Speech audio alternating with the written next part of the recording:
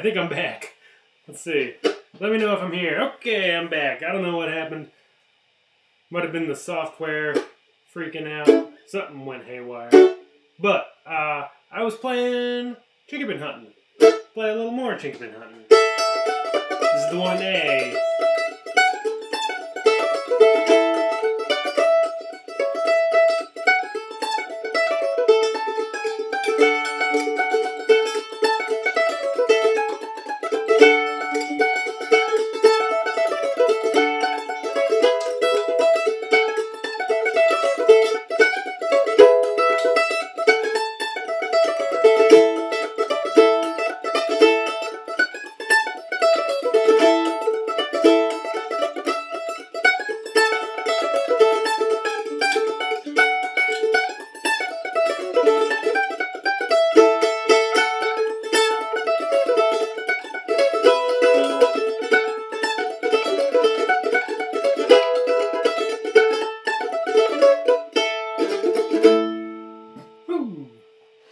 Alright, there's a little Chinkapin Hunting. Sorry about the tech difficulties there. Denise, think you're right. All the equipment's probably getting a little dusty, sitting around not getting used. But I'm back, and I hope you caught both versions of Chinkapin Hunting over the last couple minutes there, even though they were split up. There's two, one's in D, one's in A. They're both on my website, and they're both awesome tunes. I highly recommend learning them. Let's see, I'll catch up with the chat a little bit. James says, ever heard of a 4-string travel mandolin? Seems like an interesting idea. I have. I mean, I think I do. Actually, I'll pull out. I've got this cool little travel mandolin that I just got. A friend of mine got one of these. It's funny because mandolins are pretty small to begin with. I'm gonna do something here real quick. Exposed. Mandolins are pretty small to begin with, but a friend of mine got one of these, and then I thought that was just too cool, so I found a used one, bought it, not sponsored or anything. It's by Seagull. It's the S8 mandolin. Kind of a cool little thing, and I guess it is a little bit smaller than your, let's see, average. It's not really that much smaller. Your owls are holding them up side by side. Definitely a little thinner. Built really sturdy. And that case is pretty small. But it's about the same, really. It's kind of funny to put them side by side. I haven't done that yet. But it sounds... Whenever I see a travel mandolin, I'm like, wow, that thing can't sound that good. But I think this sounds pretty good. Ooh, it's not in tune at all.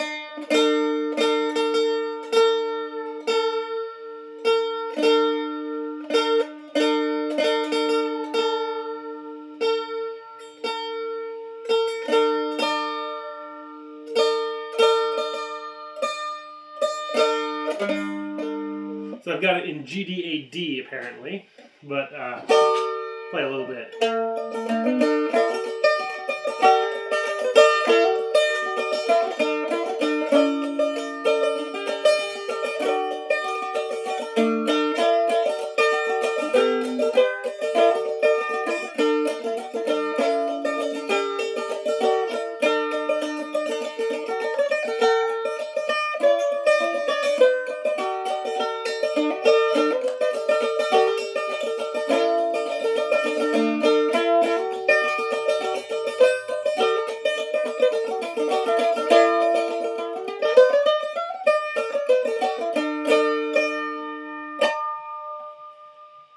So there's a fun little travel mandolin. Again, the Seagull S8.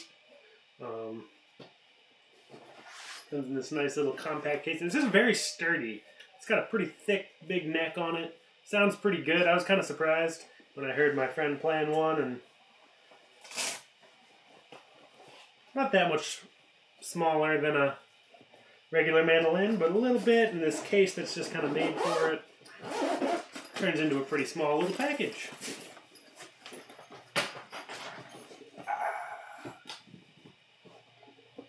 Alright, let's see. Michael's got some great old-time tune requests.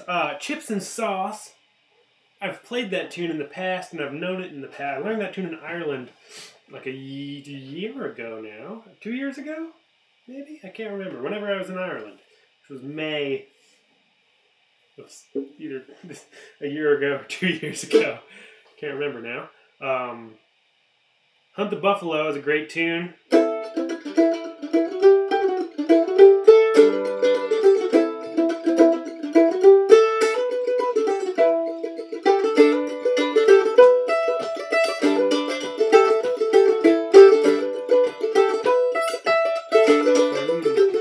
I'll get it here.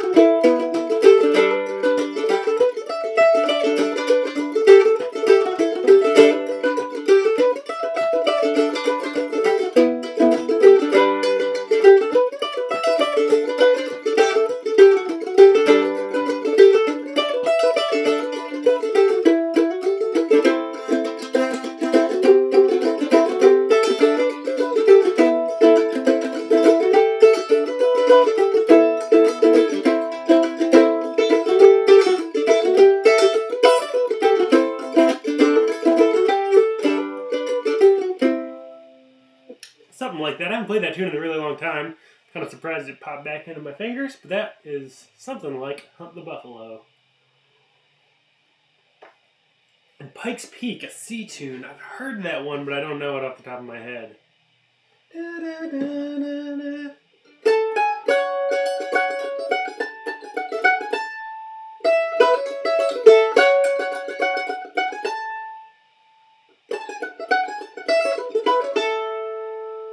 That's something of chips and sauce there.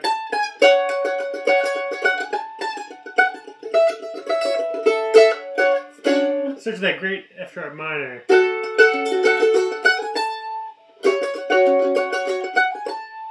I can't remember the B part though. Or the most of the A part really, just that little nugget. Gail says, is there a good book for learning mandolin chord progressions? Not that I know of. I think the trick with that is something I'm always thinking about. I use a lot of kind of non-standard chords, or like little double stop bits rather than full chords, and I never quite know how to teach that, because it just changes all the time. It's very contextual about what the music is doing, and I've got, you know, like a dozen or so of, or maybe like up to a dozen of each chord in my head, and I'm just kind of like picking between them.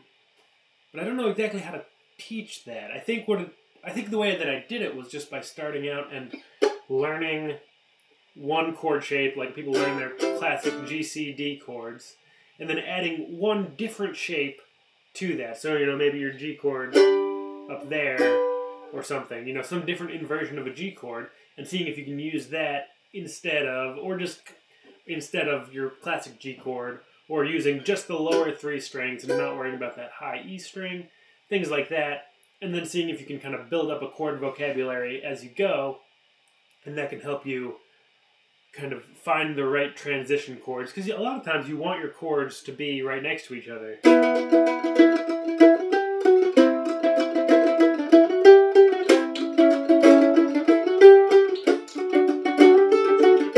Versus like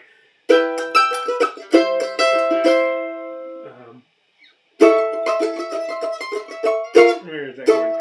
This would be like E minor, G, A, E minor. It should be C in the middle, C, A,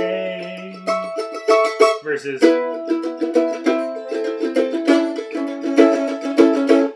it's a lot closer together. It's got a little more flow to it. So yeah, I don't know of a good book. I would say just kind of, the Mandolin Cafe has a great kind of chord library in it where you can search for different chords and they'll give you a couple different options. I've also thought about doing something like that, but that'd be taking on a big project. for my website at some point here. Alright, and then we lost the sound, and then I'm back. Let's see. Kevin from Jerusalem, good to have you here.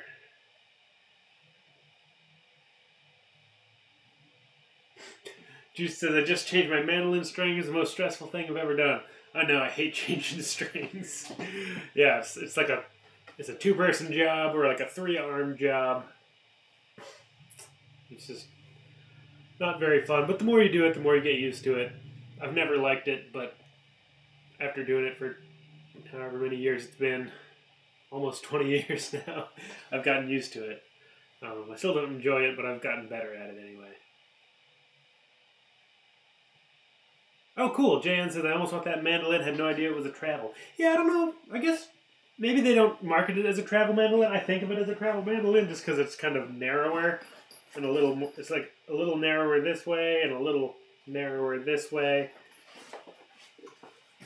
I mean, I think the nice thing about mandolins is they're pretty travel to begin with, and often you'll get sort of more of that classic mandolin sound or something like that, like a better sound out of just kind of the tried and true mandolin shape.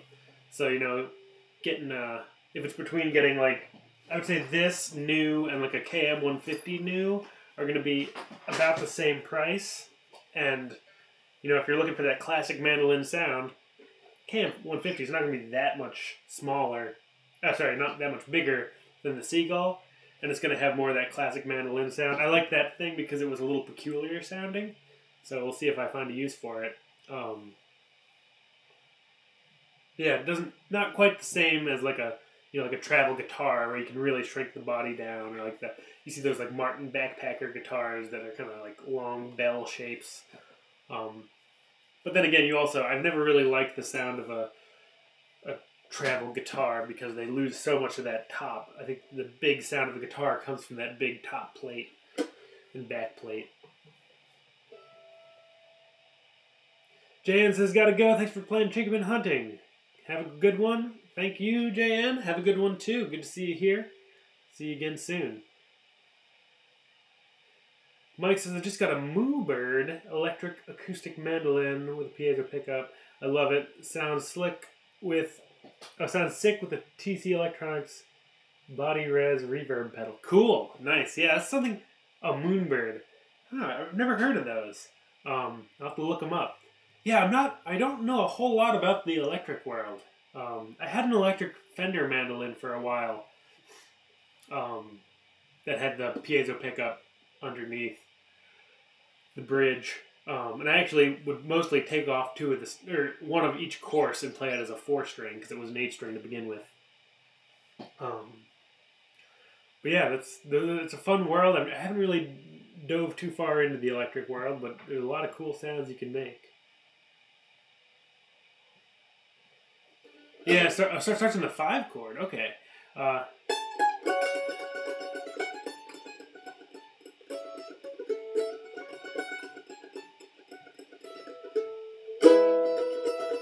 yeah.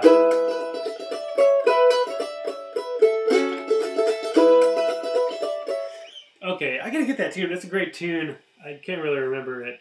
But I'll have to pull that one back out. Denise says, I can't play chords by ear, but I can find melodies by ear. So at first I play the melody when learning a new tune, then chords. Is that backward? No, I think that's totally fine. I think that's the way I do it as well. You know, I think depending on what role you most like to play or that you're most called on to play in the music you're making, you know, like if you're playing bluegrass songs, it's great to know the melody for those songs, but I think, you know, it might be a slightly more valuable ability to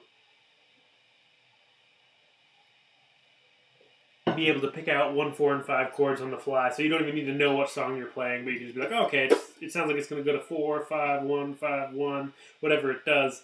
That's going to make it a little easier for you to just like sit in on a random bluegrass jam. But then when it comes to taking a solo in a bluegrass jam, starting with the melody and having that melody under your fingers, it's going to be equally, if not more important, when it comes to actually picking out notes. But then if you're playing fiddle tunes, it's going to be more important to know the melody, because then you can actually play the melody, you can play the tune, and then figure out the chord second. I think they're both important, but which direction you approach them from doesn't really necessarily matter. A lot of times, actually, I'll use kind of my ear will pick up on things. Like Chip just said, like the B part of Chips and Sauce starts in the 5 chord. I was like, oh, okay, that gives me a little more information, and I was able to pull out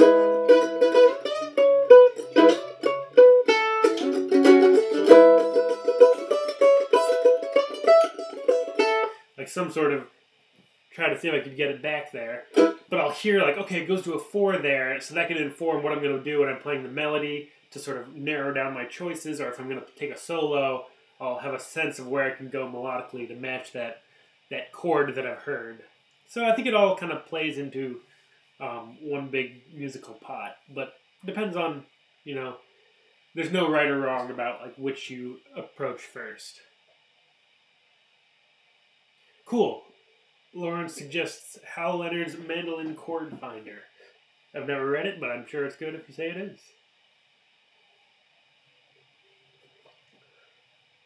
Ray says, I'm new to mandolin and bought a Fishman A-style like yours. I was wondering if a strap button is a good idea as your method of attaching the strap. Is the Fishman mandolin any good? I've never heard of Fishman mandolins, but if it plays nice and it doesn't, and it sounds good, then it is good, you know?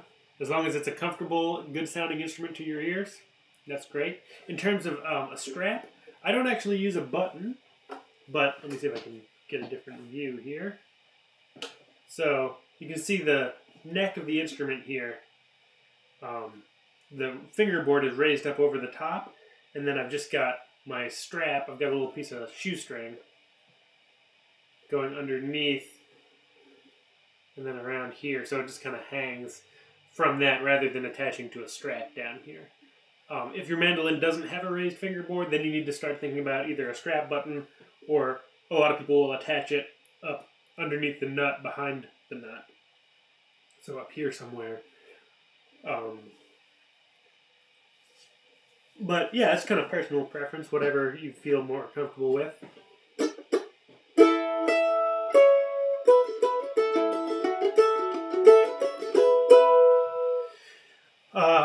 Carol says, for a beginner, is it easier to use 2 chords than 4 chords first?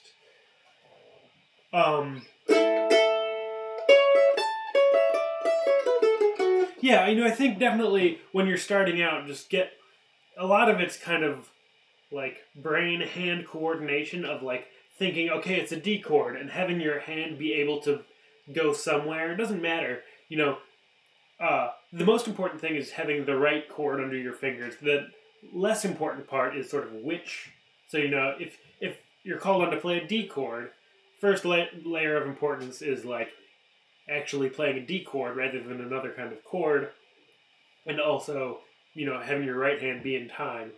And then less important, but kind of a more artistic choice is what D chord are you going to play? Are you going to play or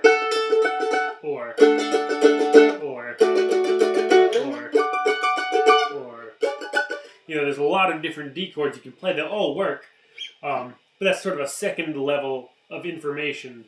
And the most important thing is to be able to think D chord and have your hand be somewhere. G chord, C chord, A chord, B flat, E flat, that sort of thing. You know, like have that instant reaction of like seeing what chord or hearing what chord or recognizing what chord you need to play, and having your hand automatically map to the fingerboard in one version of that chord. And then once you get really comfortable with that, you can start adding in different chord inversions to sort of change things around and alter the sound a little bit. But yeah, I would say starting out with one chord you feel real comfortable with is more important than knowing a bunch of different chords of the same chord. Chip says, 5 miles from town, or Folding Down the Sheets, or Gray Owl. I can't remember how Gray Owl goes, but I know those first two. Play Folding Down the Sheets. There's a lesson for this on my website. It's got some cool right hand stuff.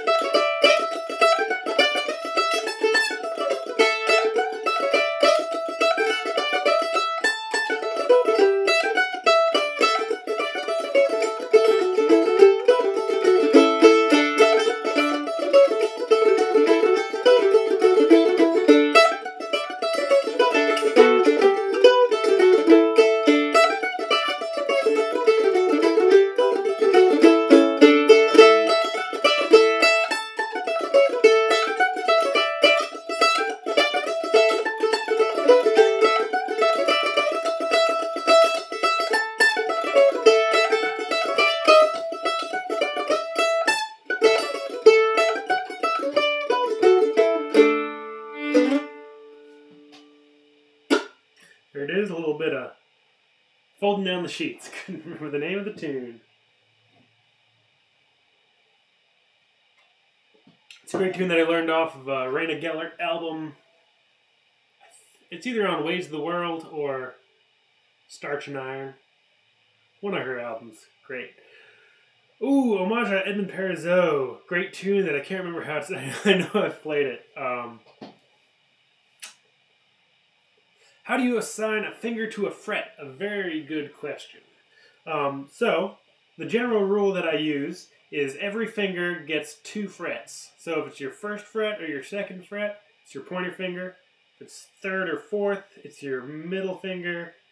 5th or 6th is your ring finger. And 7th fret is your pinky finger.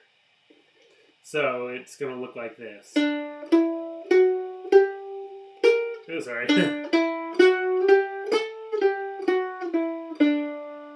No matter what string it's on.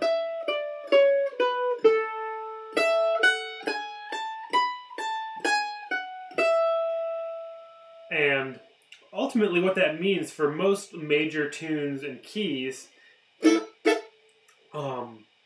is your pointer finger is almost always going to be on the 2nd fret, and your ring finger is almost always going to be on the 5th fret, and your middle finger is going to more be playing double duty most of the time in major tunes if it's that's the 4th fret, but then you get to the 2nd octave, you hit that 3rd fret.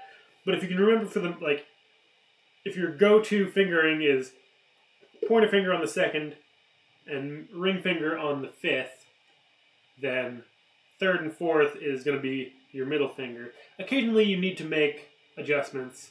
You know, like if you have a melody that goes 3rd, 4th, then you don't want to have to jump. You can just use.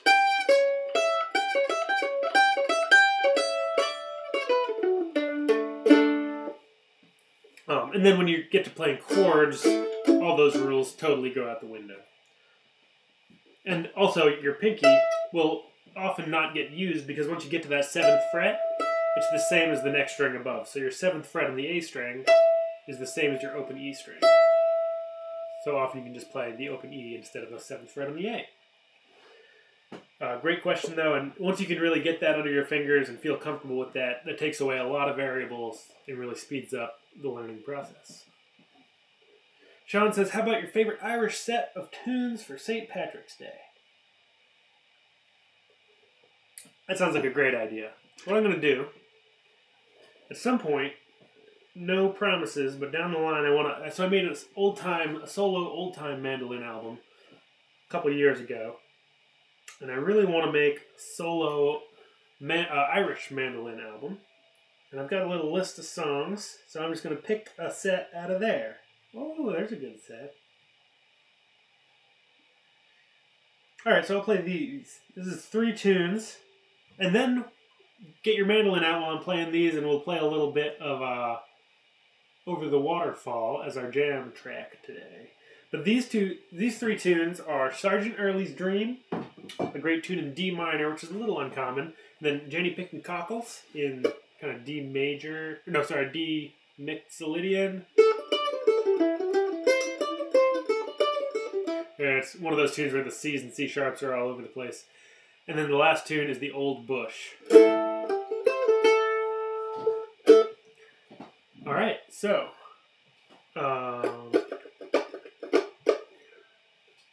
Sergeant Early's Dream is on my website. I don't think the other 2 are, but once I make this album, they will be.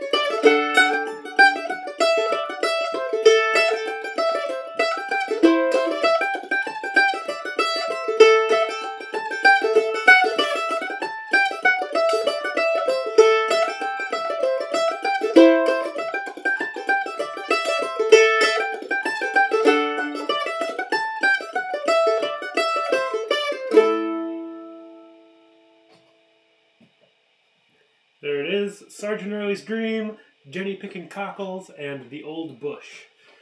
3 of my favorite Irish reels. Kind of interesting keys on those ones. A lot of tunes with C natural and C sharp kind of going back and forth gives it an interesting sound.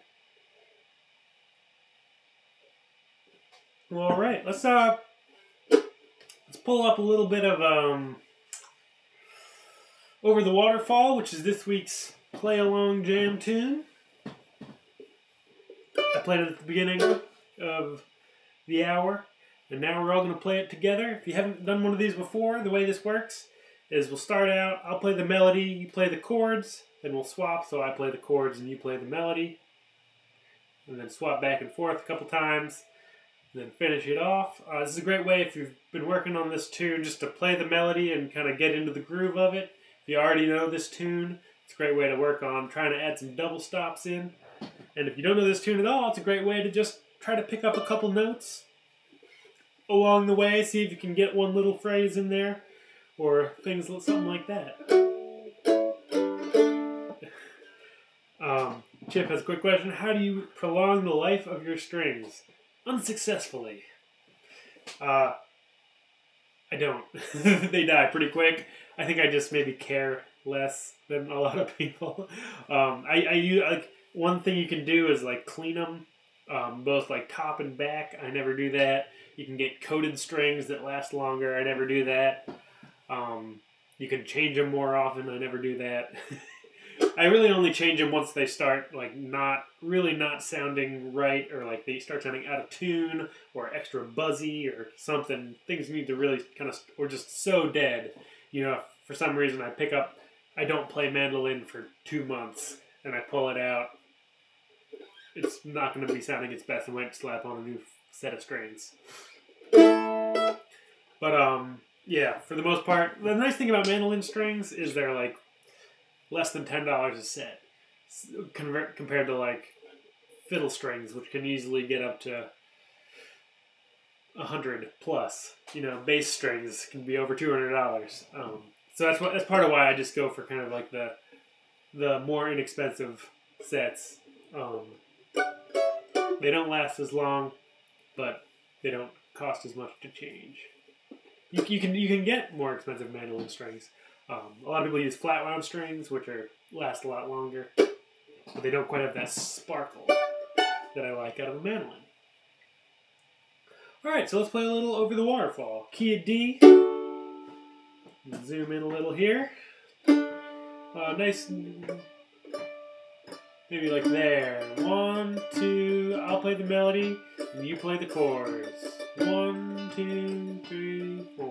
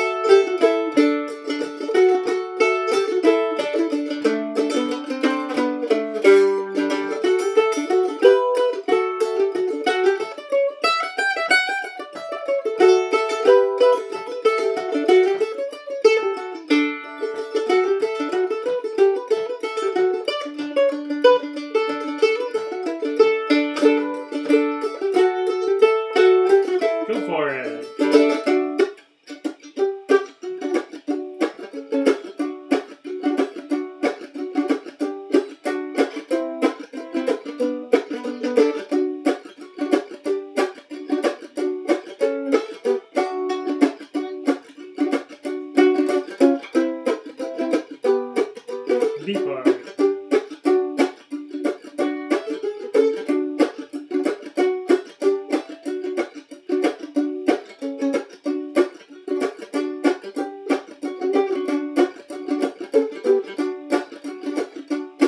Let's both play the melody together.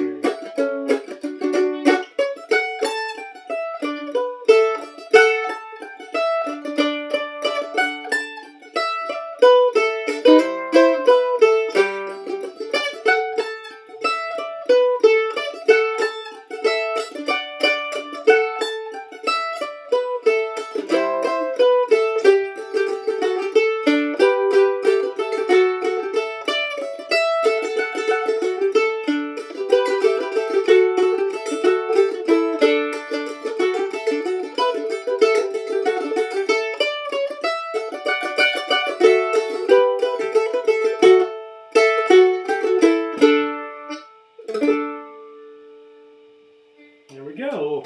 Over the waterfall. Those are always fun. Well, now's the time that you get to choose what happens next week. I know there's been a couple that I keep saying like, oh, yeah, we'll do that next time, and then I always forget. So never feel hesitant to throw out ones that you've thrown out before but haven't been called yet. We always get a bunch of requests, and I wish I could do them all, but one a week makes the list add up, and it's always, ooh, Red Wing. Have we done Red Wing yet? That's a good question. If not, that's a great tune.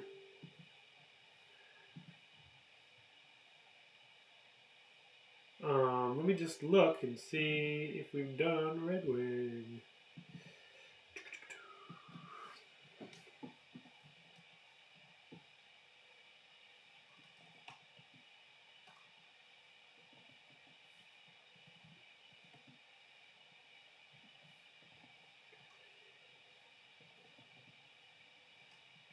Doesn't look like it. Ooh, Farewell. Oh, great tunes. Let's do Red Wing. That's a classic, and as far as I know, we haven't done it yet. So let's do it. Also, Mississippi Palisades is a great tune. Maybe the week after this one, this upcoming one. But again, always suggest them every week. More likely to get them picked. Farewell Try-On's a great tune. It's not on my website yet. Gale of the Gale or Salvation. Both are great tunes. Both are not on my website, but they should be. I should add those. Phyllis has got a great question. Are you going to replay this? I missed most of it. Yes. It takes like 15 minutes for, YouTube to kind of do its thing, and then it'll be up and ready to watch. And they're always, you can replay any of these old episodes. There's a playlist of them. If you go to MandoLessons.com, and then there's the live Q&A button. It's a green button in the upper left-hand corner. You can find a link to the old archives, and I update that occasionally with all the new lessons. I should probably go do that right after this, because I think it's been a little while. But yes, these are always available to watch later on. Oh, Rob, yes. That's been happening in live streams across YouTube. Yep, the U.S. has gone to daylight savings time, which is nice because now it gets dark after 6 p.m. here in Maine. But it does make for some confusion. Yep, so we're on daylight savings time. I always forget about that. But as I was just saying, you can always watch these in the past, or in the future. And they're always out there to see. Thank you so much, everybody, for tuning in. Always great to hang out with you on Saturday afternoons or whatever time it is in your part of the world. Thanks so much to all the Super Chat donations and PayPal donations and Patreon folks. Really appreciate all the support I've gotten. It really helps me do stuff like this and put out new lessons every single week. If you're not subscribed at this point, please consider it. It's the best way to learn when new lessons are coming out when I'm doing these live sessions. So, hope to see you again, I think, next week. Let me just look at my calendar real quick. Starting to get to a bit of a busy time. Yeah, I'll be here next week, but then not the week after. Cool. Yeah. Alrighty. Have a great weekend. Keep on picking. Keep up the good work. And I'll see you in the next one. Bye-bye.